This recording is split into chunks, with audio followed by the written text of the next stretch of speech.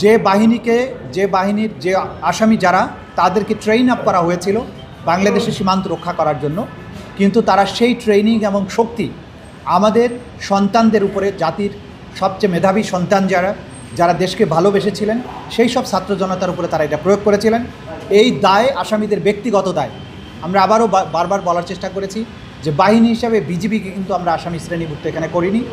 বিজিবির অসংখ্য সৈনিক সারা বাংলাদেশে দায়িত্ব পালন করেছেন, কিন্তু সেখানে কিন্তু এইভাবে মানুষ হত্যার ঘটনা ঘটেনি। স্পেসিফিক্যালি এই দুজন আসামি অতি উৎসাহী হয়ে তারা কমান্ডিং পজিশনে থেকে এই দুটো দিন তাদের নেতৃত্বে রামপুরা এবং বনশ্রী এলাকায় হত্যাযজ্ঞ চলেছে। সে কারণে সমস্ত সাক্ষ্য প্রমাণ বিশ্লেষণ করে আদালত তাদের বিরুদ্ধে আনুষ্ঠানিক অভিযোগ আজকে গঠন করেছেন।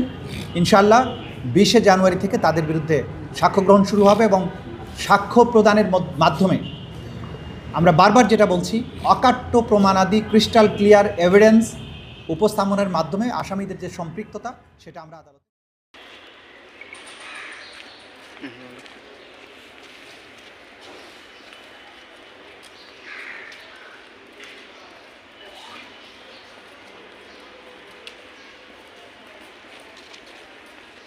আসসালামু আলাইকুম স্যার।